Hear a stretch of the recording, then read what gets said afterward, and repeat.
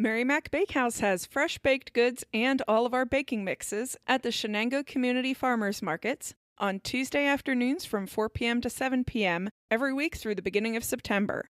It's at Shenango Commons, formerly known as Lawrence Village Plaza, in Newcastle, Pennsylvania. And for more triangulation of directions, we're in the parking lot of the old Kmart behind the new Coney Island. Check Facebook. All the info is on there. We'll be posting about it on our Instagram, Facebook every week when it happens. We'll have pictures on Mary Mac Bakehouse social media, the Shenango Community Farmers Market.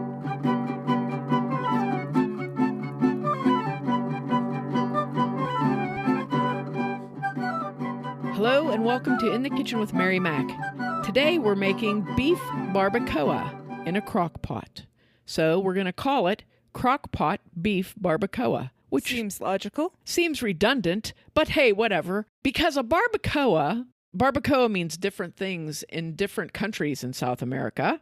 But in Mexico, it means a pit that's dug into the ground where meat is cooked. Mm-hmm. It's slow roasted. It sort of reminds you of a luau in Hawaii. You know, you put the meat in there with a bunch of leaves and stuff, cover it all up and cook it down in the ground. Well, a crock pot is basically a barbacoa because you're putting it into this earthenware pot, heating it from the outside and warming it in the pot and slow cooking it all day long. So it's, like I said, it's a little bit redundant, but it's a great way to make barbacoa. Lots easier, less work. Okay, so the beauty of this recipe is that you can use a very cheap cut of beef. You do not need to buy anything fancy. You need 2-pound beef roast. So whatever's the cheapest thing they have, get that, because this cooks for like 8 to 10 hours, or you can leave it longer than that. So it cooks for a very long time, so you don't need a good cut of meat. Don't spend money on good meat. You need a cut that has some fat on it, because you want that fat in there to add to the flavor. And what you're going to do is we're going to build a marinade, and we're going to not only marinate this overnight, it's also going to cook in the marinade itself. And this is going to make a very tender, flavorful, shredded beef that you can use to make tacos, either with corn tortillas, soft corn tortillas, or soft flour tortillas, whatever you want. You can also use this to make a rice bowl. It's super to make a burrito bowl, anything like that. But the beef itself is absolutely delicious. You can trim some of the fat off if you don't want as much fat in it. I've made it with a chuck roast, and I've made it with a rump roast because the rump roasts were on sale and they were cheaper than every other cut of meat. And I said, holy smokes, sure, I'll do that. So here you go. You need a 2-pound beef roast, any cut, whatever one's cheapest. If you want to trim some of the fat off, that's fine. And here is the ingredients for the marinade. So you're going to need 1 teaspoon of ground chipotle pepper, 1 teaspoon of granulated garlic, 4 cloves of fresh garlic, crushed or minced, a 1/4 cup of cider vinegar, a 1/4 cup of lime juice, 2 teaspoons of ground cumin, a 1/2 teaspoon of dried oregano, 2 teaspoons of kosher salt, 1 teaspoon of black pepper, and a pinch, just the tiniest pinch, of ground clove. If you overpinch the clove, it'll be a lot of clove. So remember, tiny pinch of clove. Mix that up really well, and you're going to take your beef and cut it into like 4 chunks. So you can just quarter the piece you have, or if there's a bone in it, you can kind of work around that or whatever. Cut it into 4 pieces, place it into a good 2-quart freezer bag, and then pour your marinade mix over the top of that. And you want to scrape everything out of that bowl into your bag. You don't want to leave anything in there. Once you get it into the bag, very carefully squeeze the bag together to get as much air out as you can. Try not to squeeze the juice part, but like squeeze the bag together and kind of press it down towards your meat and then seal it. And then once it's in there, smush your hands, like take the bag in your hands very carefully and smush the spicy juice all around on your meat. Get it all around there covered real good.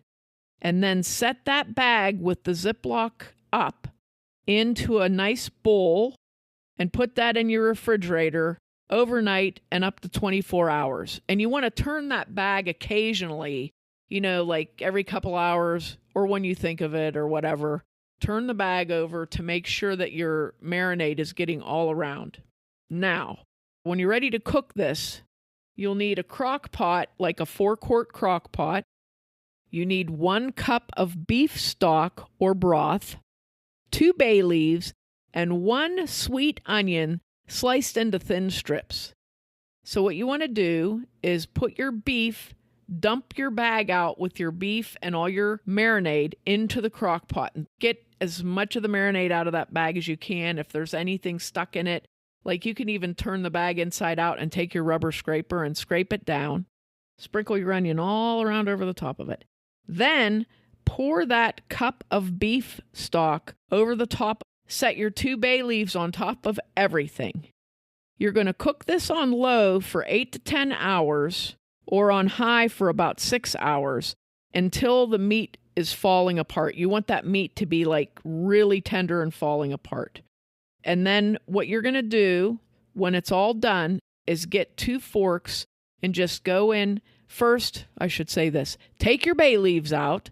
I'm a big bay leaf forgetter. Take your bay leaves out and then take 2 forks and just start shredding that meat all up down in that juice, okay? Shred it all up until it's all broken up, and now it's ready to eat. So you can serve this on warmed, soft taco shells, and you can put chopped onion, tomato, salsa, and cheese on that. It makes a wonderful, wonderful taco. Or you can do a burrito bowl, which we've done that on here before, where you make rice and have different kind of cooked vegetables in it, like sautéed peppers and onions and corn and tomatoes and anything like that in it, squash, whatever. Mix it in there and then put your barbacoa on top of that. And that's really good too. This is really, really good. And I know they sell barbacoa mixes you can buy at the store in a package and pour over a roast and do it. But this really, most of these things are pantry items, so it's very easy to put together. Not a particularly expensive thing to make, but it serves a lot of people because, this makes a ton. And it's really good. It freezes well, too. The last time I made it, I divided it up into containers and froze it. And it's just wonderful to pull one of those out of the freezer and have some taco shells and just make your supper really quick. So this is a great recipe for parties or just for yourself. Very tasty, and I think you will really enjoy it. So I hope you give this a try. Make sure to check us out online on social media at Mary Mac Bakehouse and on our website, marymacbakehouse.com. Thanks a lot for listening if you did, and if you didn't, too bad for you.